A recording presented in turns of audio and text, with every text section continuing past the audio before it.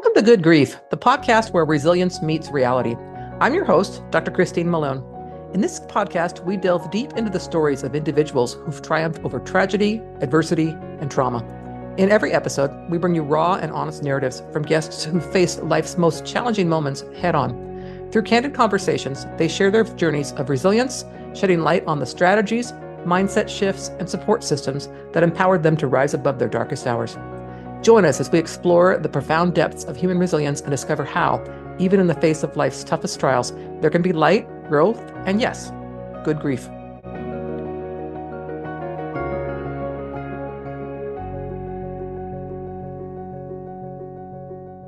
Hello, listeners. Thank you for joining me for this special Mother's Day episode of Good Grief. I do not have a guest today, but I am going to talk about some special moms out there, moms who maybe don't get celebrated for Mother's Day, and I want to recognize them. So today's episode, it's a tender one, but a necessary one. It's a space held gently for the mothers who may not be celebrated with flowers or brunches, but who carry motherhood in quieter, more complex ways. Mother's Day is often wrapped in joy, celebration, and nostalgia, and for many, it's a beautiful, beautiful day. But for others, it's a reminder, a tender bruise, a silence that hurts, a story that never had the ending we'd hoped for. So today, I want to say, this is for the mothers no one sees, the ones who ache in silence, the ones who once were or could have been, the one whose stories don't fit neatly into a Hallmark card. Let's take this time to honor the unseen and unspoken layers of motherhood with compassion, vulnerability, and above all, acknowledgement. So to share my personal story, before my oldest son was born, my husband and I spent years with infertility. I remember those early Mother's Day and how much they stung.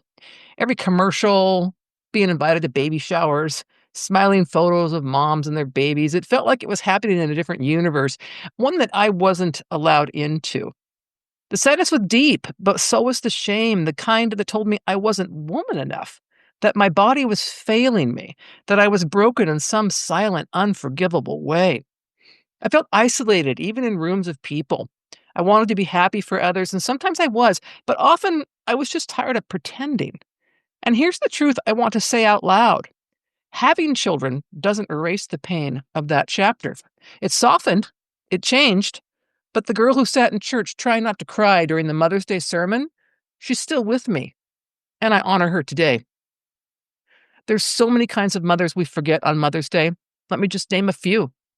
Those who walk the long, lonely journey of infertility, mothers who've lost pregnancies, infants or children, women who endured failed adoptions or were forced to walk away, those who were estranged from their children or separated by circumstances they cannot control, women who made the gut-wrenching choice not to parent out of trauma, survival, or love, and those who are still hoping, still trying, still waiting, and those who once believed they would be called mom, but life took a different turn.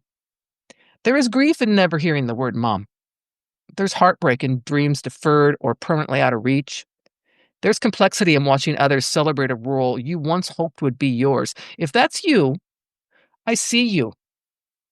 Grief is hard enough, but grief that isn't seen or acknowledged, that can be unbearable. I believe there is power, real healing power, in naming those losses out loud. It says, you're not invisible. You matter. Your pain deserves space. So I want to invite you to speak your truth, write it down, create something that holds it, even if it's just for you, because this grief is real and it deserves a name, a voice, and a witness. To those of you who are walking this path, I want you to know you're not forgotten.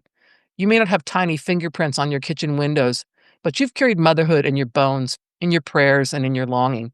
Your grief matters, and it doesn't make you any less of a mother. In fact, it shows the depth of your love, even if it never had a cradle. And to those of you listening who love someone grieving in this way, please don't try to fix it. Don't offer platitudes. Instead, offer presence, a gentle text, a thinking of you, reminder that you remember their story too. Let's honor the full spectrum of motherhood, the seen and the unseen, the held and the lost.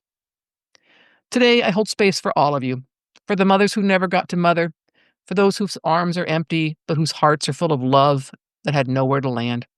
Grief doesn't mean you aren't a mother. It means you loved or dreamed deeply. From my heart to yours, you're not alone. And this Mother's Day, I see you.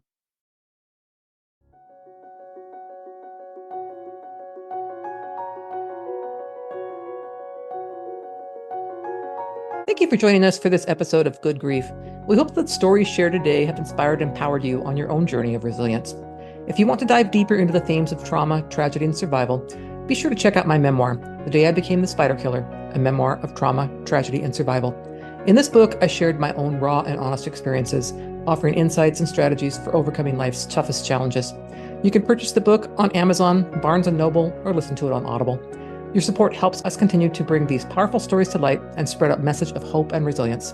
Stay tuned for more incredible stories on our next episode. Until then, remember, even in the face of life's toughest trials, there can be light, growth, and good grief.